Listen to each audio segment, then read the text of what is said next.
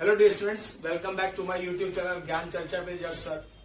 और जैसा कि आपको पता ही है कि हमारे प्रधानमंत्री ने अभी 20 लाख करोड़ का एक पैकेज अनाउंस किया है और उसके ऊपर हमारे जो वित्त मंत्री हैं निर्मला सीतारमण वो लगातार प्रेस कॉन्फ्रेंस कर रही हैं और डिटेल उसके अंतर्गत जो इकोनॉमी में चेंजेस किए जाएंगे, भारत को किस प्रकार से आत्मनिर्भर बनाना है, उसकी डिटेल्स आजकल वो प्रोवाइड कर रही हैं। उसी सीरीज का हमने कुछ दिनों पहले अपना पार्ट 1 रिकॉर्ड किया था और आज हम उसी का ही कंटिन्यूएशन में पार्ट 2 जो है उसको आज हम डिटेल्ड डिस्कशंस करेंगे। पहले पार्ट में हमने डिटेल्ड बताया था कि उसके अंतर्गत जो एमएसएमई सेक्टर के लिए जो अनाउंसमेंट्स की गई हैं, जैसे कि अगर हम बात करें कि उसके अंतर्गत 3 लाख करोड़ का फंड अलॉटमेंट्स की बात की गई है, प्लस उसके अलावा 50,000 करोड़ का एक अलग से फंड प्रोवाइड किया गया है। उन सब के ऊपर हमने चर्चा करी थी। 20,000 करोड़ का जो फंड अलॉट किया गया उसके ऊपर हमने चर्चा करी थी। आज हम उसी चर्चा को कंटिन्यू करते हुए आज हम डिस्कशन करेंगे, उसी के ऊपर ही आगे कंटिन्यू करेंगे और जिसके अंतर्गत पहले हम डिस्कस करेंगे 50,000 करोड़ का। नेक्स्ट आज हम डिस्कस करेंगे, स्टार्ट करेंगे रुपी 50,000 crore 50,000 crore equity funds of funds, equity fund of funds for MSME sector. Bharat सरकार ने एक 50,000 करोड़ का एक अलग से फंड प्रोवाइड किया गया है एमएसएमई सेक्टर को बूस्ट करने के लिए। यानी कि इस साल जब बजट आया था तो उस बजट के अंतर्गत 10,000 करोड़ का एक फंड अलॉट किया गया था एमएसएमई सेक्टर के अंतर्गत, फंड्स ऑफ फंड्स के अंतर्गत, जिसमें जो हमारी एग्जिस्टिंग एमएसएमई सेक्टर है उनको अपना इक्विटी के आधार पर उनको फंडिंग देने की बात की गई थी और इसी को ही अब आगे कंटिन्यू करते हुए उस 10,000 करोड़ के बाद अब 50,000 करोड़ का एक अलग से fund of funds MSME sector को बूस्ट करने के लिए भारत सरकार ने इसके अंतर्गत प्रोवाइड किया है। नेक्स्ट चीज जो इसमें मेंशन की गई दैट इज कि अब जो सबसे इंपॉर्टेंट चीज आई, no global tender for all government projects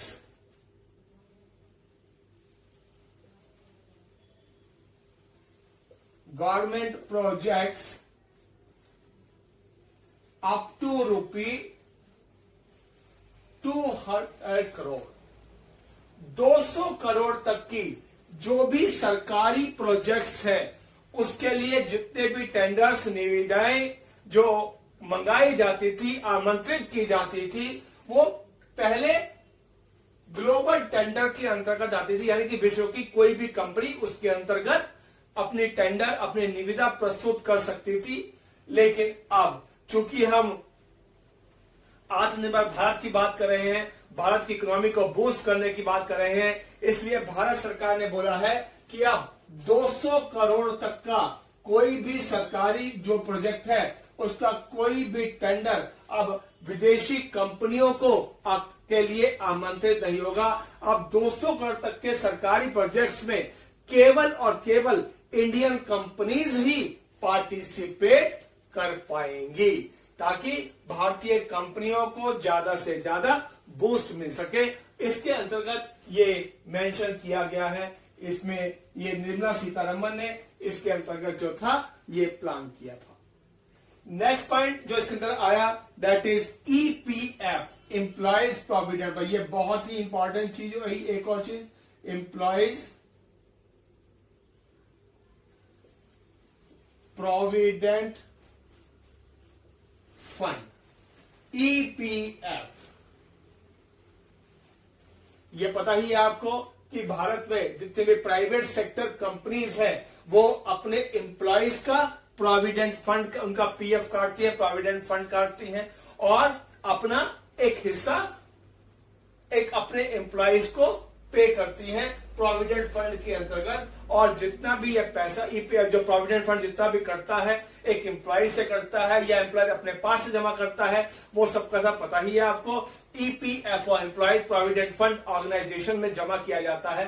अब जितनी भी कंपनीज है जो अपना एम्प्लॉयज प्रोविडेंट फंड अपने एम्प्लॉयज का प्रोविडेंट फंड काटती है, एम्प्लॉयज प्रोविडेंट फंड फॉर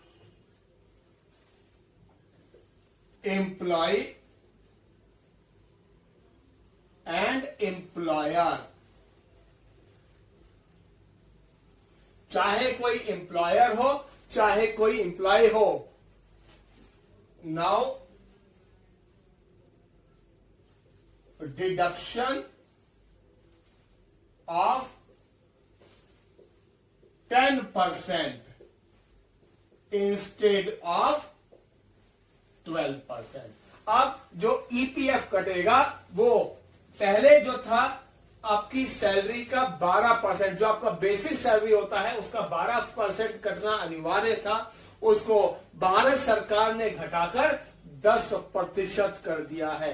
यानी कि अब 10% जो आपका बेसिक सैलरी है उसका केवल 10% ही आप एम्प्लॉयर को एम्प्लॉय प्रोविडेंट फंड में काटना है। यानी कि एम्प्लॉयज को भी इससे बेनिफिट होगा कि उसको सैलरी ज्यादा मिलेगी क्योंकि अभी उनको इमीडिएट फंड्स की आवश्यकता है। और जो एम्प्लॉयर है, चूंकि एम्प्लॉयर को भी अपनी तरफ से पैसा एम्प्लॉय के लिए ईपीएफओ में जमा करना पड़ता है, अब इसको दोनों को इससे बेनिफिट मिलेगा और इससे दोनों को मिलाकर करीब 50,000 करोड़ ओवरऑल इंडिया में जो है इसको बेनिफिट मिलेगा। So that is the new point जो इसके अंतर्गत जो है वो मेंशन किया गया है। नेक्स्ट चीज जो अभी आपको पता ही होगा कि हमारे जो बिजली कंपनियां हैं, सारी की सारी बिजली कंपनियां इस समय सरकारी बिजली कंपनियां वो बहुत अधिक घाटे में चल रही हैं। और ये रिपोर्ट आरबीआई की रिपोर्ट्स के अनुसार भारत में जो टोटल एनपीए है, नॉन परफॉर्मिंग असेट्स है बैंकों के, उसका करीब 25% जो एनपीए है वह भारत की बिजली कंपनियों का है। और चूंकि अभी लॉकडाउन है, बिजनेस बहुत डाउन है, ये माना जा रहा है कि बहुत से लोगों ने अभी अपना बिजली का बिल जमा नहीं किया है, जिससे बिजली कंपनियां अभी और अधिक घाटे में आ सकती हैं। और इसी कारण से भारत सरकार ने अनाउंस किया है, जो नेक्स्ट पॉइंट आएगा, that is ₹90,000 crore 90,000 crore liquidity for discom companies. Bharat की जितनी भी बिजली कंपनियां हैं उनको भारत सरकार 90,000 करोड़ का फंड लिक्विडिटी उनको तरलता देगी, उनको पैसा देगा ताकि वो अपना डेली रूटीन का जो कार्य है उसको लगातार चला सके, उनमें उनको किसी प्रकार की कोई समस्या ना आए। So that is the 90,000 crore ये बिजली कंपनियों को, ताकि उनको मुसीबत से बाहर निकाला जा सके। प्लस इसके अलावा अभी जो बिल्स की वजह से पेमेंट नहीं हुई है, जिस कारण से उनको और अधिक नुकसान से बचाने के लिए 90,000 करोड़ भारत सरकार इन कंपनीज में इन्वेस्ट करेगी। नेक्स्ट चीज जो सबसे इंपॉर्टेंट चीज आई कि हमारा जो एनबीएफसीज है, नॉन बैंकिंग फाइनेंशियल कंपनीज है, हाउसिंग फाइनेंशियल कंपनीज है, माइक्रो फाइनेंस कंपनीज है, अभी काफी सारी समस्याओं से घिरी हुई हैं। और आपको पता ही है कि एनबीएफसीज जो है इस समय बहुत घाटे में चल रही हैं। उन सबको बचाने के लिए भारत सरकार ने 30,000 करोड़ का special liquidity fund ₹30,000 crore special liquidity fund for NBFCs, यानी कि non banking financial companies, for NBFCs, एचएफसीज यानी कि हमारी जो हाउसिंग फाइनेंस कंपनीज है and for micro finance companies यानी कि MFIs, इन सबके लिए भारत सरकार ने 30,000 करोड़ की लिक्विडिटी की घोषणा की है। यानी कि इन कंपनीज को जो घाटे में चल रही हैं, जो समस्याओं से घिरी हुई हैं, उनको 30,000 करोड़ का फंड भारत सरकार सभी के सभी NBFCs को, हाउसिंग फाइनेंस कंपनीज को और माइक्रो फाइनेंस कंपनीज को मिला करके इन सब कंपनी को 30,000 करोड़ का जो फंड है उसको अनाउंस किया जाएगा। इसके अलावा हमारी जो जैसे मैंने बताया कि हमारी जो NBFCs है और जो माइक्रो फाइनेंस कंपनीज है काफी घाटे में चल रही हैं, और इसके लिए भारत सरकार ने एक अलग से, ये तो हो गया स्पेशल लिक्विडिटी यानी कि इनको कैश प्रोवाइड कराया जाएगा इन कंपनीज को। इसके अलावा 45,000 करोड़ रुपी 45,000 करोड़ का एक partial guarantee scheme, 45,000 crore partial guarantee scheme, Bharat सरकार इनके लिए एक गारंटी स्कीम लॉन्च करेगी फॉर, इनकी जो लायबिलिटी है फॉर लायबिलिटीज, इनकी जो इन कंपनीज की जो देनदारियां हैं, liabilities of NBFCs and MFIs, micro finance institutions, इनके लिए अलग से एक फंड का अलॉटमेंट किया जाएगा। ठीक, so that is the Bharat सरकार इन सब कंपनीज के लिए अलग से एक प्रोविजंस कर रही है। हाँ, अभी इसमें एक और छोटी सा बता दूं मैं आपको।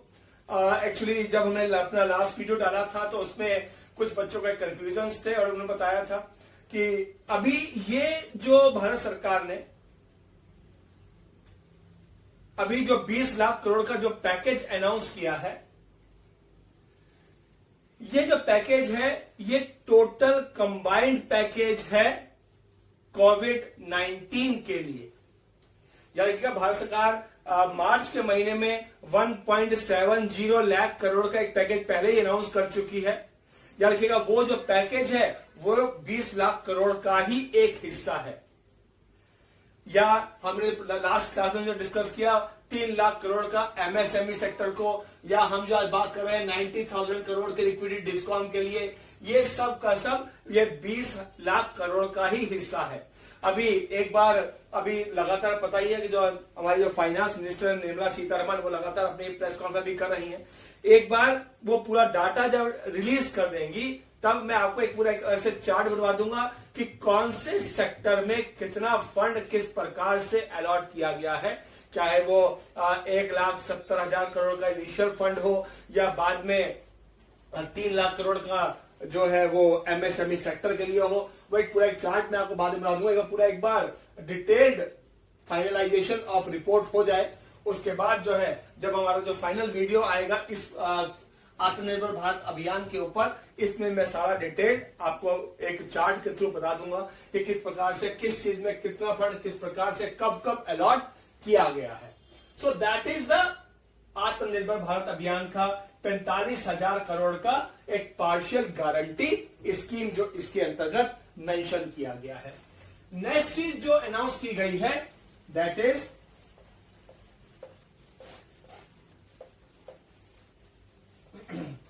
नेक्स्ट जो भारत सरकार ने अनाउंस करी that is ITR, income tax के अंतर्गत। इसमें 3 चीजें इंपॉर्टेंट है हमारे लिए। अगर नेक्स्ट चीज की बात करें तो एग्जाम, एक्चुअली याद रखिएगा ये एग्जाम के पॉइंट ऑफ व्यू से इंपॉर्टेंट नहीं है, लेकिन just for your information, income tax return to be filed by 30 November 2020। अब आप अपना इस साल 2020-21 का जो असेसमेंट ईयर का जो ITR है उसको जो लास्ट डेट है, एक्चुअली ज्यादा लास्ट जो होती थी वो 31 जुलाई होती थी, उसको अब बढ़ाकर 30 नवंबर 2020 कर दिया, यानी कि इस साल के लिए आप अपना जो ITR फाइल करेंगे वो आप 30 नवंबर तक फाइल कर सकते हैं। प्लस इसके अलावा मेंशन किया गया है टैक्स ऑडिट। जो कंपनीज जो टैक्स ऑडिट के अंतर्गत आती है, यानी कि जिन कंपनीज का टैक्स ऑडिट होना मैंडेटरी है, tax audit to be completed by 31 October 2020, यानी कि जो कंपनीज टैक्स ऑडिट के अंतर्गत आती हैं उनको 31 अक्टूबर 2020 तक अपनी कंपनी का टैक्स ऑडिट कंप्लीट करवा लेना पड़ेगा। नेक्स्ट चीज जो बहुत बहुत इंपॉर्टेंट चीज है और एग्जाम के पॉइंट ऑफ व्यू से काफी इंपॉर्टेंट चीज है, TDS, tax deducted at source, and TCX, tax collected at source, TCS। ये दोनों के लिए फॉर 2020-2021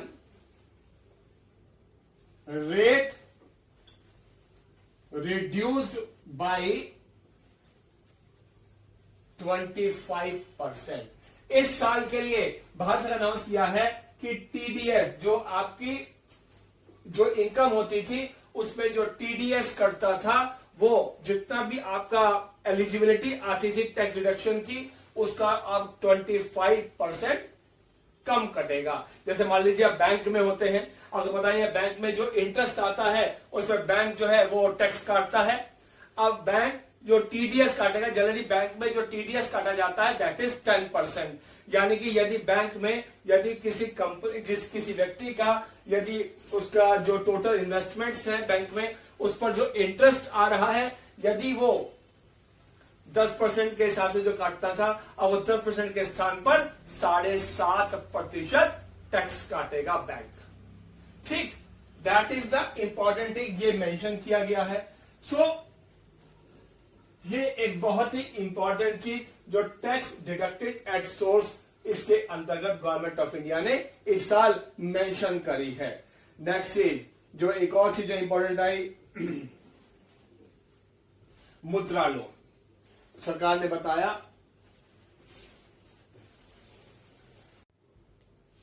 आज की वीडियो में हम इतना ही रखते हैं और नेक्स्ट वीडियो में हम जो पार्ट 3 लेकर आएंगे आत्मनिर्भर भारत योजना के अंतर्गत, भारत अभियान के अंतर्गत, उसमें हम और आगे की चीजों को जो है मेंशन करेंगे, जिसमें 3-4 चीजें बहुत बहुत इंपॉर्टेंट होंगी, जिसमें हम मेंशन करेंगे कि जो स्ट्रीट वेंडर्स हैं उनके लिए भारत सरकार क्या योजना लेकर आई है, विवाद से विश्वास योजना के अंतर्गत क्या भारत सरकार उसको कितना एक्सटेंड किया, किस प्रकार से एक्सटेंड किया गया है, या हम डिस्कस करेंगे कोल कंपनीज के लिए, ये कोल माइनिंग के लिए जो टेंडर्स हैं किस प्रकार से निकाले जाएंगे, उन सब के लिए हम नेक्स्ट वीडियो में हम कंटिन्यू करेंगे।